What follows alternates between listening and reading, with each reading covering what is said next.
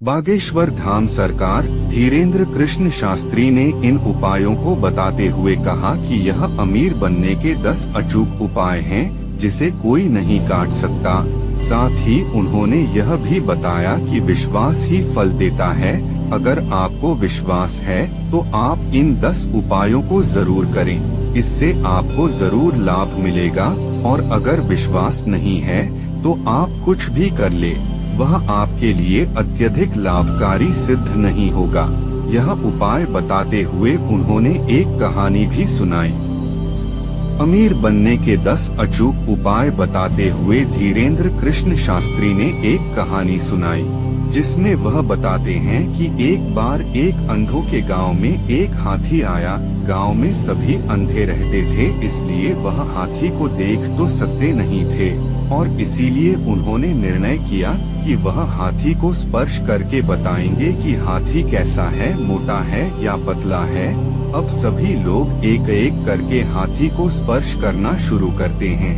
कोई हाथी के पैर पकड़ता है तो कोई पूंछ, और किसी ने हाथी के पेट पकड़े तो किसी ने हाथी के कान पकड़े।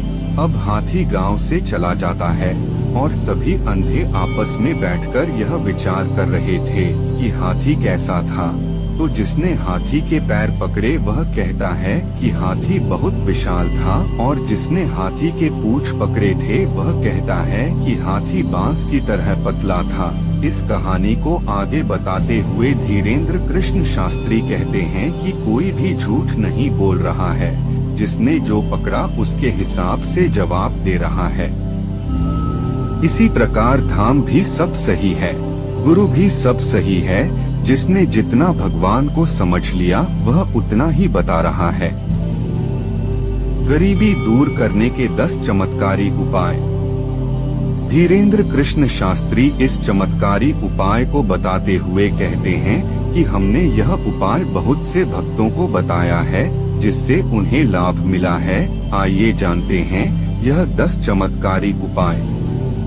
देहली पूजन। 10 चमत्कारी उपाय में सबसे पहले उपाय बताते हुए धीरेन्द्र कृष्ण शास्त्री कहते हैं कि देहली पूजन अवश्य करना चाहिए। रोज प्रातः गाय के गोबर से देहली को साफ करें। ऐसी मान्यता है कि देवी लक्ष्मी देहली से ही घर में प्रवेश करती है और इसीलिए देहली की शुद्धता जरूरी है। गाय को रोटी और गुड़ खिलाएं। दूसरा उपाय बताते हुए धीरेन्द्र कृष्ण शास्त्री कहते हैं कि प्रतिदिन गाय को रोटी और गुड़ खिलाएं। धीरेन्द्र कृष्ण शास्त्री आगे कहते हैं कि जो भी व्यक्ति अपने घर में बने पहले रोटी गाय को देता है, उस घर से लक्ष्मी कभी नहीं जाती, और इसीलिए गाय को रोटी जरूर दें और उसमें गुड़ अवश्य डालें। शुक्रवार के दिन करें यह विशेष उपाय।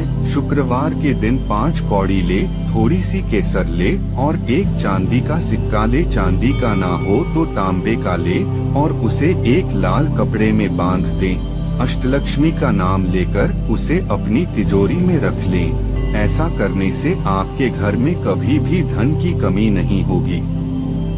अष्टलक्ष्मी का नाम आदिलक्ष्मी, धनलक्ष्मी, गजलक्ष्मी, संतान लक्ष्मी, वीरलक्ष्मी, भाग्यलक्ष्मी, विजयलक्ष्मी, विद्यालक्ष्मी।